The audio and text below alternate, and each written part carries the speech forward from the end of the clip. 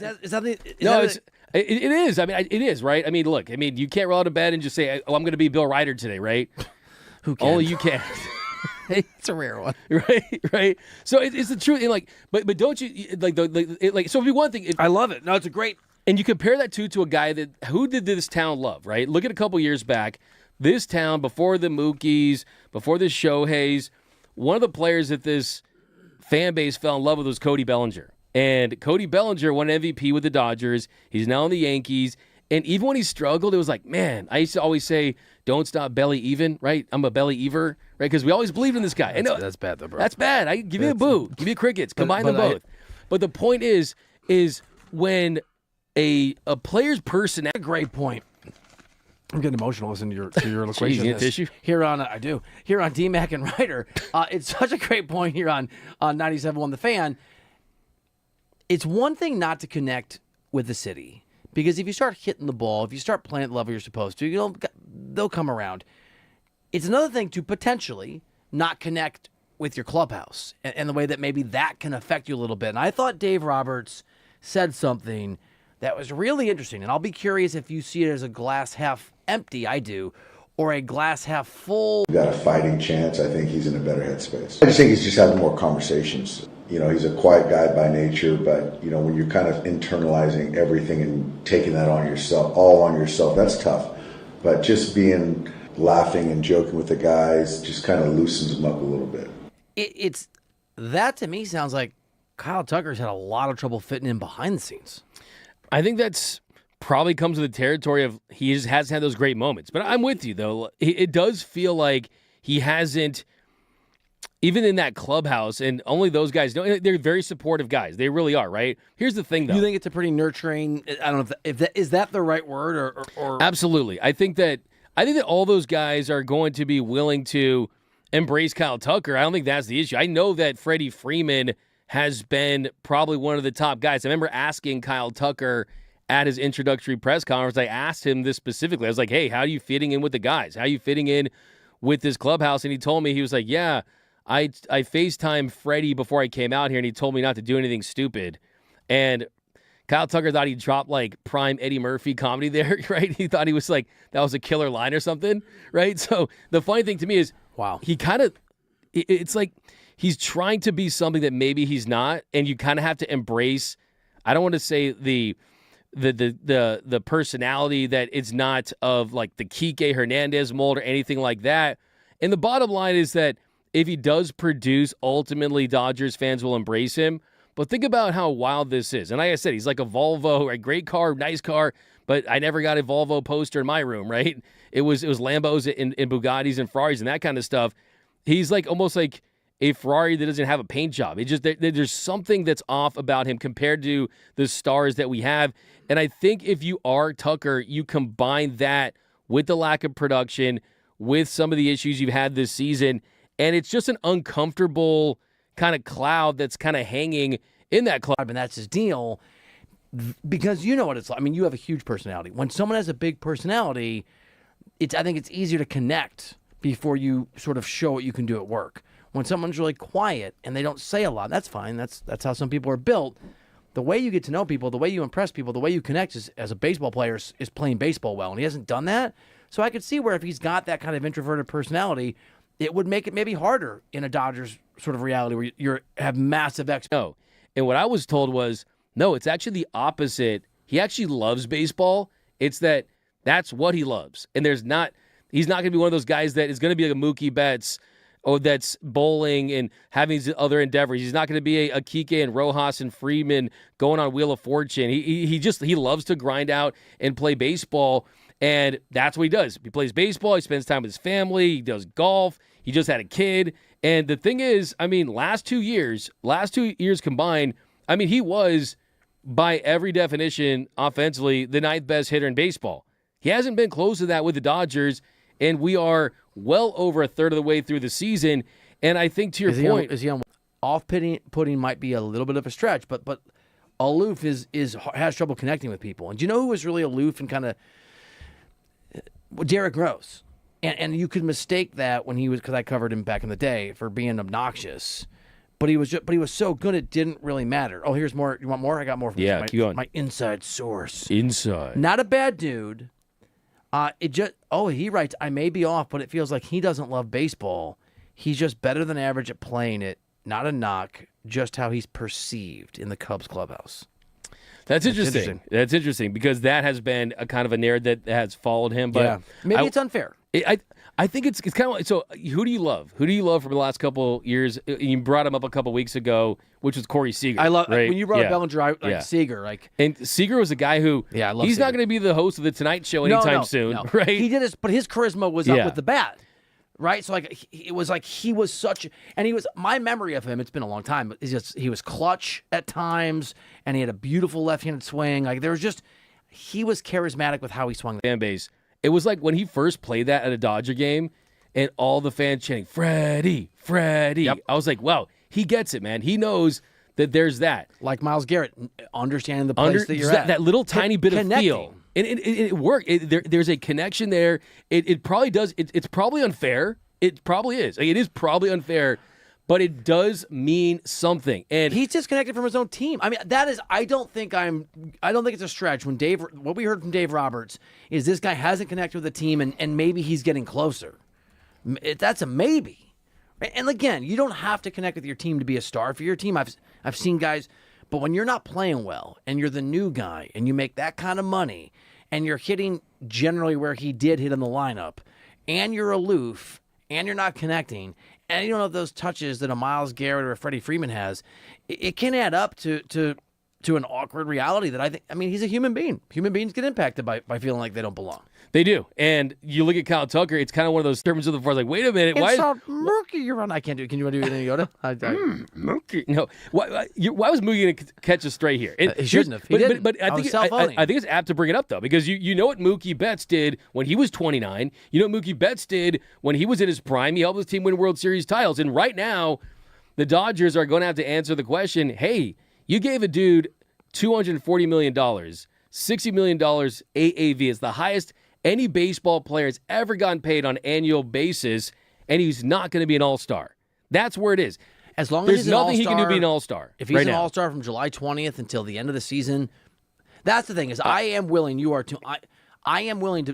context matters. So if this guy figures it out and he's sensational the second third of the year, even if it doesn't lift his numbers to that was worth the money, it's worth the money. There's still time. So that's where, look, I would love to just ring the alarms and hit the sirens and hit the panic button for sure. But the truth of the matter is, you want to do. I'm almost now you're inspiring me to do, but I'm bad at it. Jeez. But you're good. Yeah, you're better. Yeah. That's a good one. Okay. Yeah, how they sound in Europe? They're always like. Oh yeah, they freak me out. Always seem like some catastrophes going on. Nanu. We're on the spot. D-Mac and Reiter, we made it 5 weeks on 97.1 The Fan. Okay, you're killing me now. But I will say this, is that the great thing about Kyle Tucker that he has for him is most guys in Major League Baseball, and they sign a deal like this, you're not guaranteed. You're not 100% guaranteed a chance to atone, to make up for it. He's guaranteed an opportunity, barring his health, to have a big postseason, to have that big moment. Guess what? No one will ever remember that he didn't make the All-Star team. No one will ever remember that he hit 239. But thankfully, the arrow's pointing up, as Dave Roberts likes to say a lot when a player's trending in the right direction. He's got to get it together because they need him, and this offense definitely needs him. In a damn fine segment, that's the best point that has been made. That is really smart and really good. And I'm just going to add, because you're right, there's also the chance for an exclamation point of failure behind him. Because if this guy goes 3 of 34 in a series that the Dodgers feel like they otherwise would have won against the Braves in the NLCS or something, I mean, with great opportunity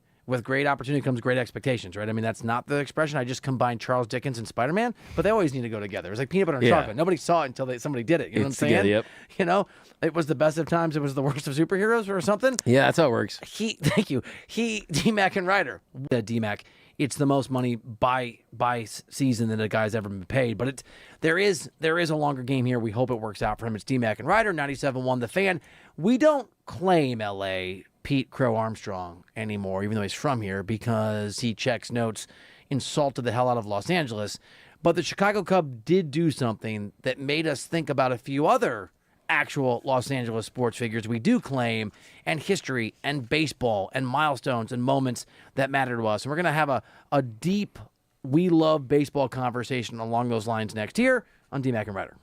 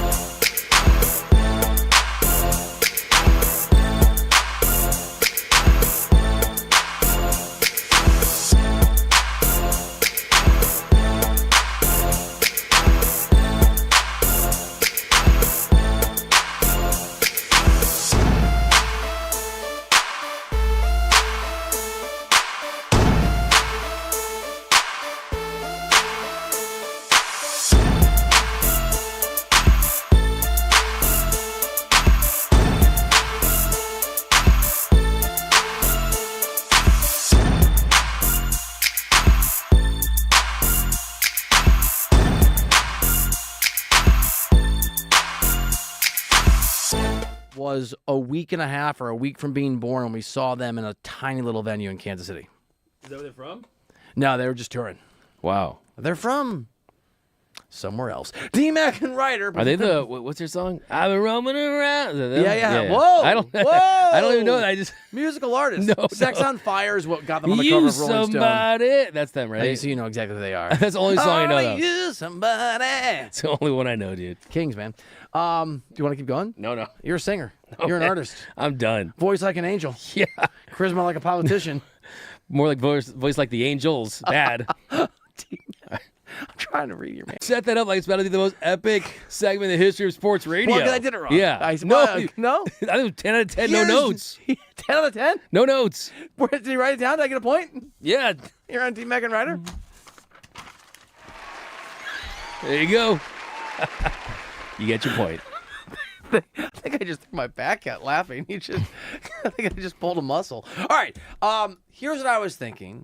So I've told you how much I think the cycle's amazing. I hit for the cycle when I was in 8th grade. All right. So Pete Crow Armstrong, PCA, we don't claim him anymore. He's a Chicago Cub and he insulted LA, saying that LA aren't real sports fans. He did hit for the cycle though yesterday. I think he led off with a triple, right? I mean, I think he got the hard part out of the way early. And I was thinking about how the cycle, it's not a perfect game, but it's very cool. And obviously we know that Yoshi almost had a perfect game on Saturday. We don't have to get into the Mookie Betts thing again, but that was a bummer that didn't happen. Shohei Ohtani winning a Cy Young Award would be incredibly, incredibly magical. And I have been on the record that I want them to risk a little more than you do to try to chase that. I'm starting to get a little worried that it's not possible. And it just struck me here, but a mystical power over fans. Like, I love all of this stuff. I love that you love it because I'm totally with you. Basketball, football, there's certain milestones. I mean, basketball is just like, hey, man, can you get close to 100 points or get after that? Can you get 30 assists? But outside of that, is 100 points the only one that's equivalent? That's the only one, or I 60 think. 60 points, maybe? 60's cool. Right. Like, I mean, I don't think there's anything that's... I mean, look, we saw what Bam did. It was kind of the most controversial. That was such garbage, by the way. It absolutely was. What's the equivalent of 60 points? Hitting for the cycle? So, I'm not really sure how many 60-point games there have been in NBA history, but there've been... The cycle has been hit for 351 times. So that's a little less than a no-hitter, which, top of my head, I think it's 357 times. 93 times in basketball is how many times somebody has scored 60 points. So it's more rare than hitting for the cycle. I think for me, it seems like you're into the cycle. But a shorter timeline than the NBA. That's a good point. I think the cycle is amazing, and I understand that it's... Here's the thing about the cycle. I'm sort of a hypocrite here because I hate hit streaks because I think they're stupid, and I'm very angry about the Ted Williams. We've been down this road, but it is actually better to hit 4 home runs than to hit a single, double, triple home run. It's better to hit 2 doubles and 2 home runs, or 2 doubles, a triple, and a home run. But there's still something. I remember once when I was on Cycle Watch. Again, I played at a very low level. We're talking like Little League in 8th grade, but whatever. I love baseball. I hit it for a cycle once. It was the greatest feeling in my life. Before I did it, I had everything but the single, and I remember what's going to happen if I hit a double. Do I stop at first base, which is terrible. And I think I probably struck out. But like it... Wow, cheating the game, though, Reiter. You're cheating the game. I thought about it. Jeez. I thought about it. Jeez. I do love... To answer your question, I think the cycle's... It's cool, isn't it? I think the cycle is the most overrated. Oh, no. It's the most overrated feat in baseball. I'll tell you why. It's a statistical anomaly. Yeah. It's a statistical anomaly. As you so point might out. humanity be. Just kidding. I'm up there trying to hit dingers, man. And the truth is, it's only right. been 21 4-homer games in baseball history, 351 cycles. But I will tell you that's a good shout. That I really appreciate. The coolest cycle is the natural cycle. So the natural cycle... It's only been done 14 times. Gary Matthews Jr. did it back in 2006 for the Rangers. It's when you go single, double, triple, and home run in that order. What's the difference? It's just cool, man. Like that. What are you doing? I'm here for that. That's when you're just out there playing a video game. I prefer the reverse cycle. Home run, triple, double, single, like the just Bill made Reiter up. one didn't accomplish. Which I just okay. So we're not aligned on the cycle, and I recognize the cycle it's stupid but beautiful. It's like a rainbow. A rainbow doesn't actually have a pot of gold at the end of it, and I know it's just sort of an illusion of weather, but I still think it's cool when I see one. Right? That's fair. It doesn't have the power or the impact of a tornado. I mean, to be honest, every time, probably for the last 5 years, anytime there's an early triple in home run, I'd probably tweet out cycle watch just so. It doesn't sound like you looking for But I will say engagement. that's true, right? I will say though, it is something that like you're saying. So let's say someone hits 2 home runs early in the game. Yeah, you're probably going to be itching for that next at bat. But if someone goes home run triple or they triple on the first wins and losses were created by Henry Chadwick from the Sporting News back in the day. Yeah. Was wins Still and losses were supposed to be where a pitcher pitched the entire game. And if the pitcher was taken out, he had to go to right field. So he had to pitch all 9 innings, no matter what. The truth is if a game is, if you're the closer, so let's say you're a closer in the 9th inning, right? And the game is, and you're pitching the top of the 9th, right? And you give up 8 runs, and then the bottom of the 9th team ends up giving you a one run lead. You still get the pitching win. I mean, to me, wins and losses, it's not an indicator of how good. Ryan is on this list. Tom Seaver is on this list. Tom Glavine is on this list. Randy Johnson is on this list. Cy Young is on this list. I mean, Roger Clemens and Greg Maddux are on this list. It's not as if it indicates something that's meaningless. I understand, but first of all, there was that silly notion, he knows how to pitch with the lead. He knows how to pitch to get a win. Okay. But you're measuring success as a team sport, not as a personal skill. And that's why and I have baseball issues with it. Is an individual sport. I forgot. It's individual. No, I'm kidding. I respect your. All right. But getting back to what you said, though. Getting back to what you said. What do you value as a fan? Like, just you could see a Dodger do it. Okay, so 400's number one, right? Hitting 400. I know, because you can make the same argument, like on base percentage, and I get it. You're buying runs. You're not. But come on, man. So to hit 400, you can do it with all singles, and you can do it with all home runs. You can do all triples, and the stat wouldn't even know what it is. Now you're just being. I mean, look, we're in the first hour. Come on. The truth is hitting for if a Dodger could make a run at 400, that is kind of the one where I kind of go back. You got some breaking news? PCA hit the reverse cycle yesterday. I didn't even know. Did he? I didn't even know it existed. Did I make it up? You coined the reverse cycle. You invented the reverse cycle. He's a reverse LA person. But we tracked your LA-ness. Okay, sorry. So you were saying you think 300 wins is stupid, you think 400 is stupid, you don't like chocolate, and you don't like joy. I actually think that... Is ice cream stupid too? No, I think for me, if I had to rank all of those, I think if you had a player win a Cy Young, that's a season award versus an individual award, right? I mean, it's tough to kind of debate. So would you rather have your favorite... You're putting Cy Young first? Above a guy pitching a perfect game? Any of these. I'm going 400 in a season. You're telling me that if Shohei Ohtani, who has hit 404, by the way, over the last, 16 games, you're telling me that if Shohei Ohtani hit 400, you wouldn't lose your freaking mind, dude? I would definitely be invested. Or if Kyle Tucker hit 200? In look, if Kyle, that's the equivalent, right? I'm joking there. But you'd rather have your favorite pitcher pitch a perfect game versus win a Cy Young?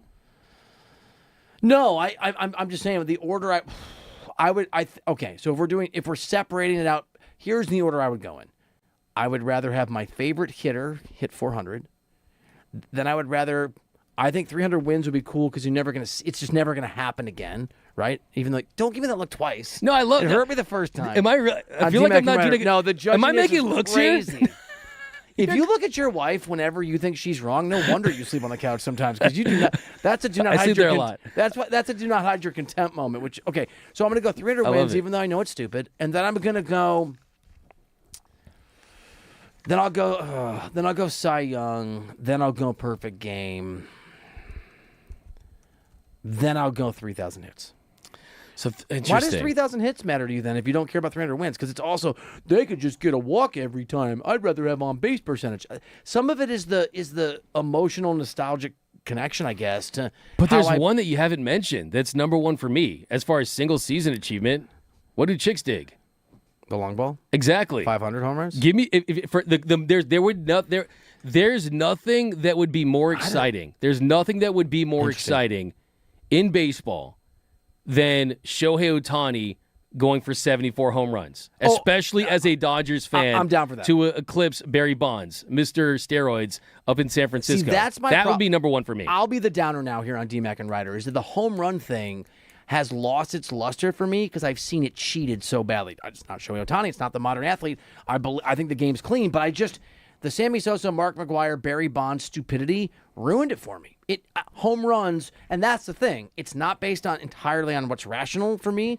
It's an emotional reaction, and my emotional connection to home runs got destroyed by the steroids era. It just did. That's for me. But it's not impossible, right? Oh, all of a sudden, That's true. All of a sudden, now that things are impossible for Shohei Ohtani. What? Not impossible. It's my emotional response. No, to I home get it. runs. I get it. I mean, obviously, there's a lot of factors, right? I mean, there were steroids that were involved. You had a juiced baseball at one point. The players were juiced themselves. Juiced right? baseball was like, so, come on. Yeah, that's the thing, too. But let's say Shohei Ohtani got this insane start, hits 30 or 40 home runs earlier in the season, and we get to September, we get to August, and he's got 50 or got 55. That to me would be the most electrifying thing. Past that, though, it would be hitting 400. We know Tony Gwynn had a really, really good chance at it before the strike-shortened season back in the mid-'90s. It would be exciting, but to me, single-game achievements they could be fluky. I mean, there's the famous Phil Humber story, who pitched a perfect game, and he ended up being a ERA of 5+ as a pitcher, right? So, I mean, you can have a really, really good game. What's your number one? 500 home runs? No. 74 home runs for Shohei. As a single season. But overall, the Pete Rose hits is interesting. But Gibby's... Oh, that's a good one. I mean, there's the Pete Rose overall hits. But, I mean, I would say, can someone pass Barry Bonds' 762 home runs? I mean, it's this game... I hope so. I've always said, if you want the dub, you've got to slug, right? If you slug, you win. Do you care about Cal Ripken's streak? That's impressive to me. That's something that I can really get behind just because of the longevity and you look at those games and how many there were. You're playing through stuff. You're playing through injuries. So that the Iron Man Awards are pretty interesting to me too. This is why I love baseball, because it has there's two languages. There's the language of the things that impact success, and there's the language of the things that just impact an emotional reaction as a fan. And sometimes they overlap, but they've drifted apart a little bit. Batting average doesn't matter. Lay down a bunt to break up a perfect 1,000%. game. Are you serious? Especially if I can do it against you. I'm going to stare at you from first base. So you mean to tell me that Bunt. if the White Sox hitter laid down a bunt to break up Yamamoto's, you would have been happy about it? I would throw at him every time I face him for the rest of my life as the manager. It's situational. It's like war, man. The sort of rules of it vary on what side you're on, you know? I get it. Trust me. You're facing Mizorowski. He's about to perfect game the Dodgers. He's throwing 104 miles per hour on adrenaline. It's the last guy up. It's Mookie Betts, right? Mookie is like struggling to swing the bat. You don't want him to lay down a bunt if you think it could work?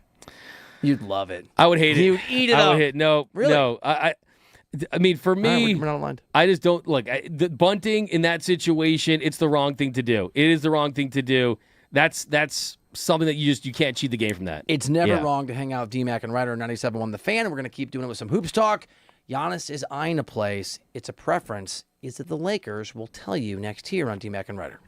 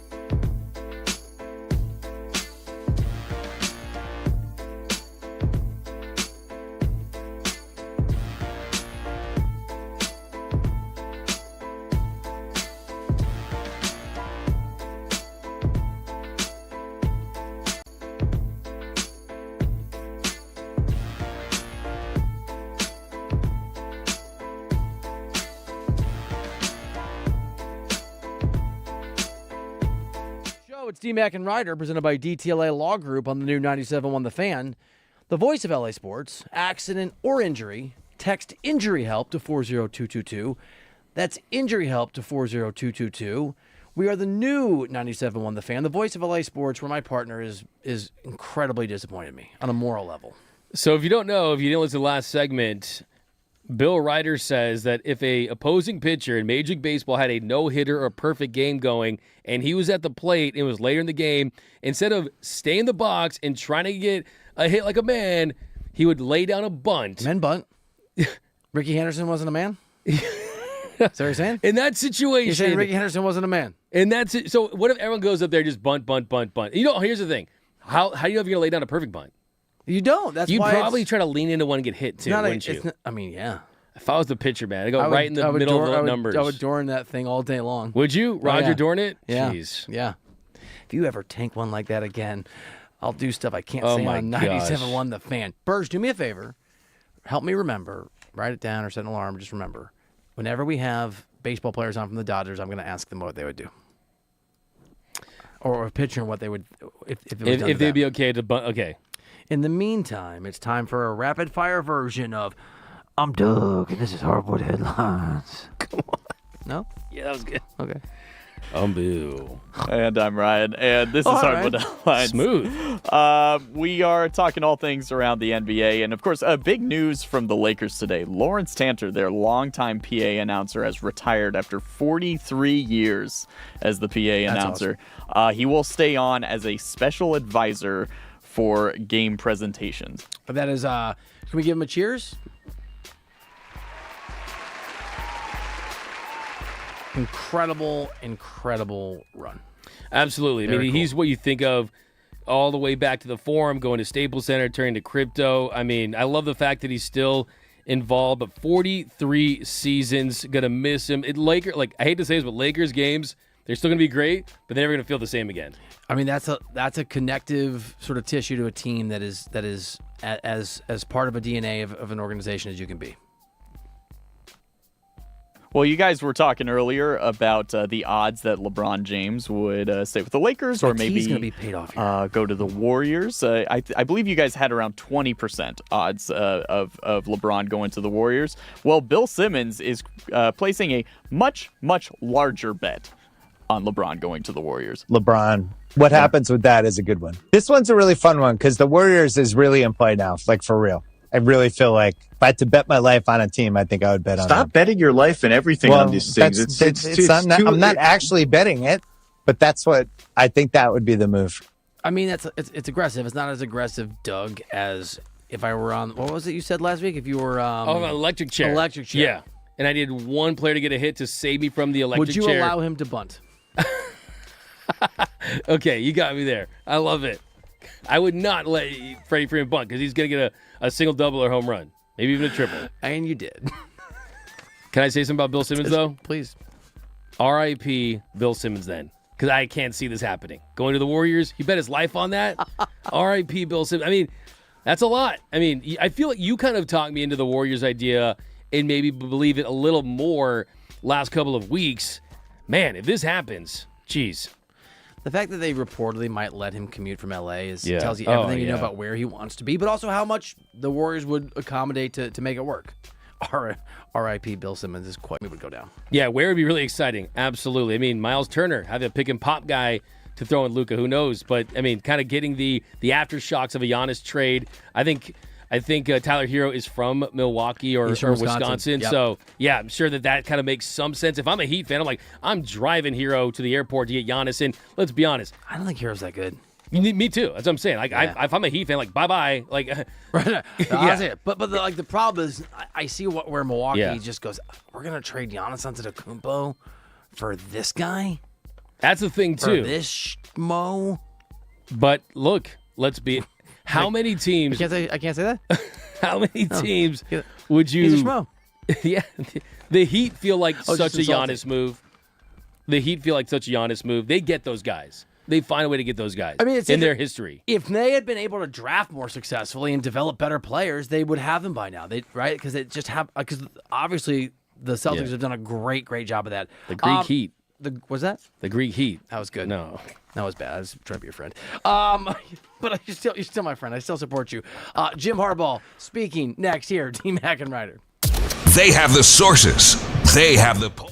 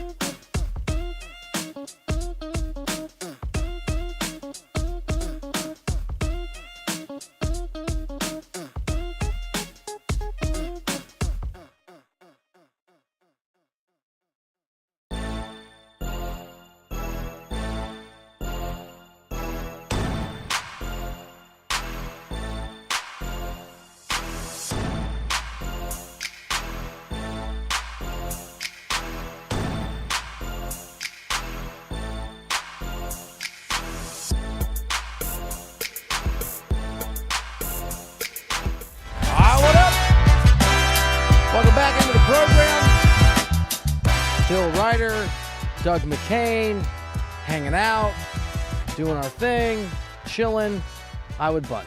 You just said I would bunt. I don't believe you, man. You're crazy, man. Do you know how crazy, much? man. If there was perfect game, 1 out away, you would lay down a bunt. Yes. You'd be like the most hated man in fine. baseball. You'd be like Dalton Rushing times a trillion. Let me tell you something. When I covered the Miami Heat, all of those in 2010, all of those writers have been trained by Pat Riley and company to be sycophants. And I came in and I wrote what was true, and they all hated me the first 4 months, and I don't care. And you know what? They're doing what they're doing, and I get to host a radio show with Doug McCain. Oh my gosh. I want to win.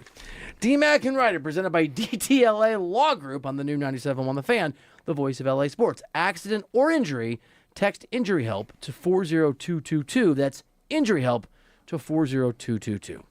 We don't agree on Mookie Betts. We don't agree on bunting during a perfect game. We don't agree on whether what happened 7 years ago has an impact on what will happen to a baseball player.